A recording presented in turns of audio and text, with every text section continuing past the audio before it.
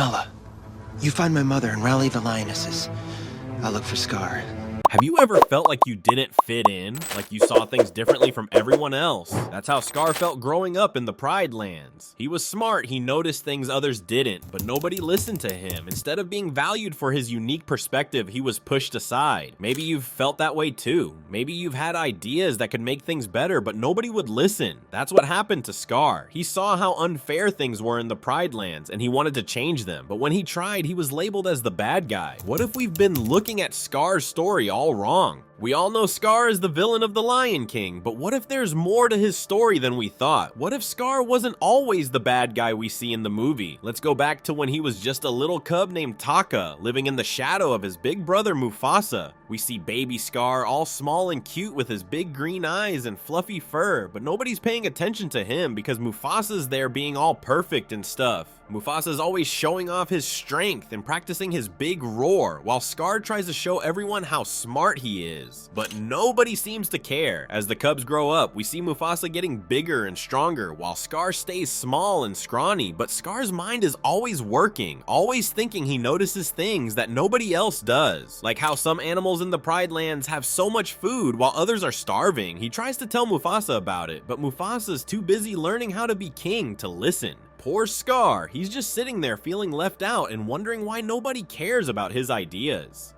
The other animals are always talking about how great Mufasa is and how he's gonna be such an amazing king someday. But what about Scar? He has so many ideas about how to make things better in the Pride Lands, but nobody will give him a chance to share them. As Scar grows up, he starts to feel really frustrated and angry because nobody will listen to him. He sees all these problems in the kingdom, but when he tries to talk about them, everyone just ignores him or tells him to be more like Mufasa. But what if Scar's anger and bitterness came from years of being ignored and undervalued? What if all he wanted was for someone to listen to him and take his ideas seriously?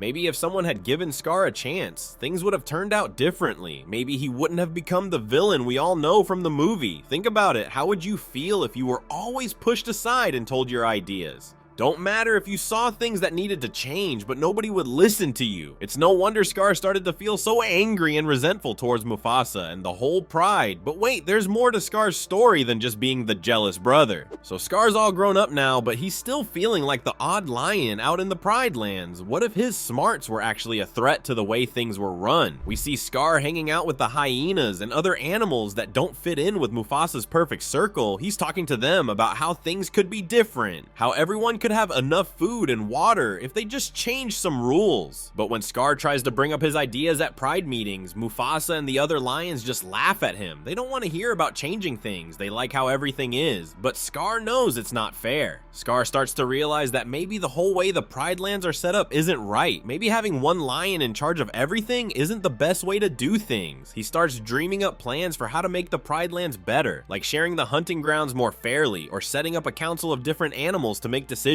But every time he tries to talk about his ideas, Mufasa shuts him down and tells him to stop causing trouble. Scar's feeling more and more frustrated and alone, like nobody understands him or cares about making things better. But what if Scar's intellectual nature was actually a threat to the traditional leadership of the Pride Lands? What if his ideas were so different and so radical that they scared Mufasa and the other lions? Maybe they were afraid of losing their power and their comfortable way of life. If things change too much, we know that lions are really strong. They can jump up to 36 feet in length, but what if Scar's strength was in his mind instead of his body? What if he could see solutions to problems that nobody else could even imagine?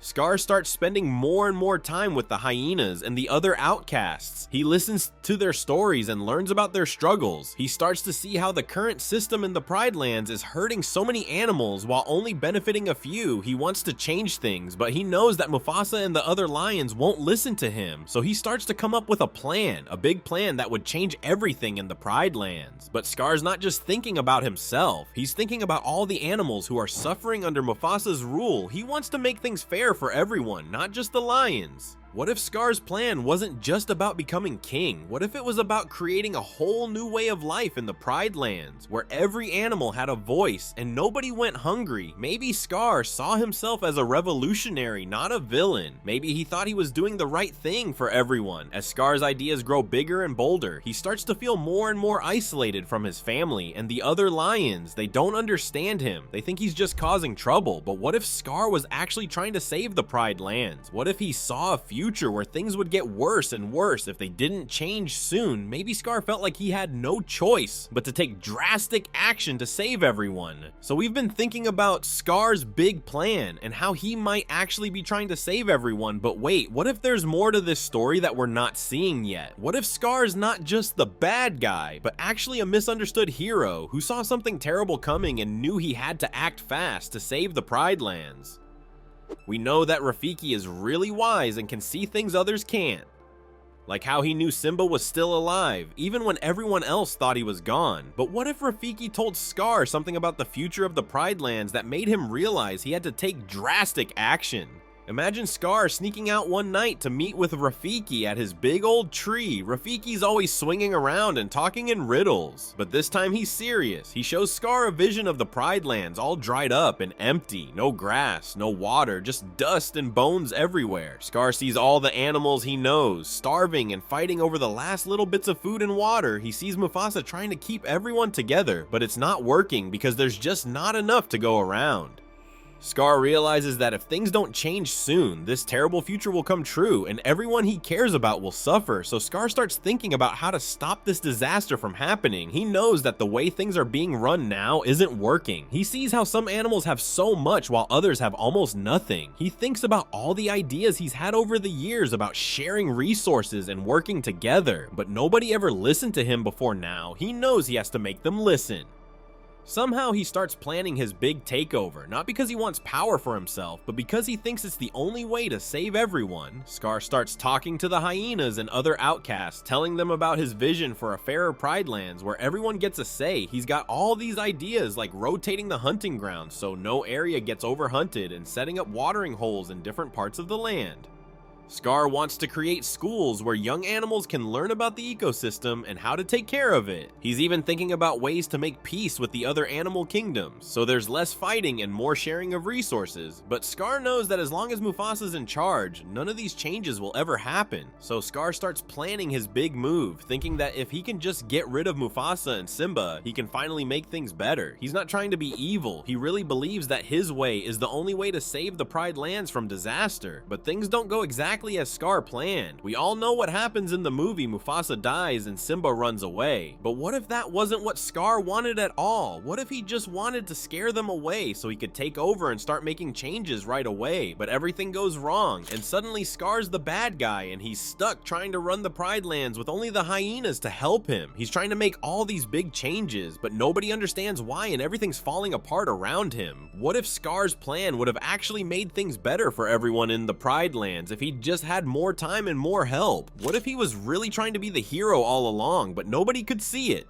Okay, so Scar's finally in charge of the Pride Lands, but things aren't going the way he planned. What if all the pressure of trying to change everything actually turned him into the villain we thought he was? We see Scar sitting on Pride Rock, looking out at the kingdom, but it's not the happy scene. He imagined the other lions are angry and won't listen to his ideas. They're just mad that Mufasa's gone and they don't trust Scar. The hyenas are running around doing whatever they want instead of following Scar's careful plans for sharing food and water. Scar's getting more and more stressed out, trying to make everyone happy and keep things under control, but it's not working.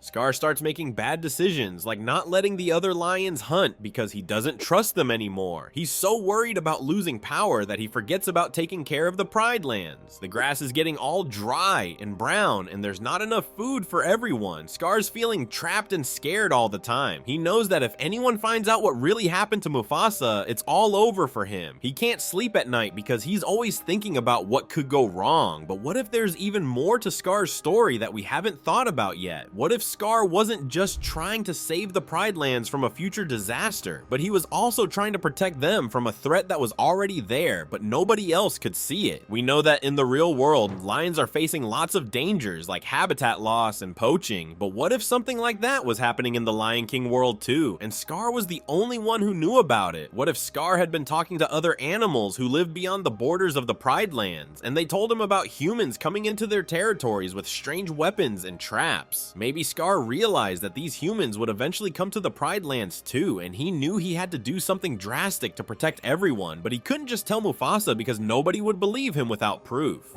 So now, Scar's stuck trying to run the Pride Lands and protect everyone from a danger they don't even know is coming, but everything's falling apart around him. The other lions hate him, the hyenas are out of control, and the land is dying.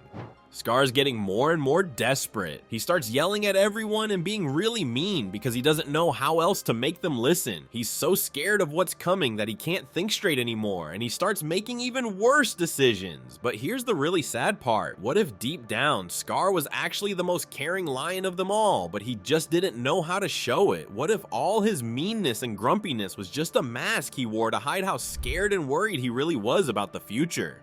Scar saw all these terrible things coming, and he was trying so hard to save everyone, but he didn't know how to do it without hurting people along the way. Maybe Scar thought that if he could just get everyone to work together and follow his plans, they'd have a better chance of surviving when the humans arrived, but he didn't know how to make people understand without scaring them. So we've seen Scar's whole journey from outsider cub to fallen leader, but what if there's even more to his story that we never knew? What if Scar wasn't just trying to save the Pride Lands from humans or drought, but he was actually part of a secret animal council working to protect all of Africa? We see Simba ruling over the Pride Lands now, and everything looks green and happy again. But what if some of Scar's ideas actually stuck around? Like maybe Simba kept the idea of having different animals help make decisions, or maybe the hyenas aren't totally banished anymore, but are allowed to live on the edges of the Pride Lands as long as they follow the rules. What if there are even some secret supporters of Scar who still believe in his vision for a fairer kingdom? But here's the really big question. What if Scar had a special way of communicating through his roars that only certain animals could understand? What if all those times we thought Scar was just being mean and scary, he was actually trying to send secret messages to other members of this hidden animal council? Maybe that's why Scar spent so much time with the hyenas, because they were part of this secret group too, and he was trying to teach them the special roar language so they could help spread the message. What if there were animals from all over Africa in this secret council, like elephants from the savannah and gorillas from the jungle, and they all had their own special ways of sending messages that humans and other animals couldn't understand? Maybe Scar found out about this secret council when he was young and exploring beyond the Pride Lands. What if he met some wise old animal who told him about the dangers coming to Africa and showed him how to use the secret roar language? Scar might have been so excited to be part of something important and to have a chance to protect everyone, but when he came back to the Pride Lands, nobody would listen to him or believe him about the council, so he had to pretend to be the bad guy to get things done. What if Scar thought that if he could just take over and change how things worked in the Pride Lands, he could make everyone stronger and better prepared for the big dangers that were coming? But wait, what if Mufasa knew about the secret council too? Maybe that's why he was always so serious about being king and following the rules, because he knew how important it was to keep everyone safe. What if Mufasa and Scar had a big fight about how to protect the Pride Lands, and that's why they stopped getting along? Maybe Mufasa thought they should just keep things the same and hope for the best, but Scar wanted to make big changes to get ready for the future. What if that's why Scar was so angry all the time? Because he felt like Mufasa wasn't doing enough to protect everyone. So now we see Simba ruling the Pride Lands and everything looks okay. But what if he's starting to notice some strange things, like animals from far away coming to talk to him in secret, or hearing weird noises at night that sound like messages? Maybe Simba is starting to realize that there's more going on in the animal world than he ever knew, and he's wondering if Scar was right all along about needing to make big changes. What if Simba is trying to figure out how to be a good king like his dad, but also how to protect everyone from the big dangers that might be coming? So we've been on this wild journey through Scar's life, seeing things from his point of view. But what if there's even more to the story that we don't know yet? What if Scar's legacy lives on in ways we never expected? Maybe some of the animals in the Pride Lands still remember Scar's ideas about fairness and sharing resources. What if there are secret meetings happening at night where animals talk about how to make things better for everyone, not just the lions. What if Simba is starting to realize that some of Scar's ideas weren't so bad after all, and he's trying to figure out how to use them without admitting where they came from? But here's the really big question. What if Scar's story isn't over yet? What if there's a secret group of animals who still believe in Scar's vision, and they're working behind the scenes to make the Pride Lands better for everyone? Maybe they're using Scar's special roar language to communicate and plan. Maybe there are even some young lions who think Scar was right all along, and they're trying to figure out how to change things without causing another big fight.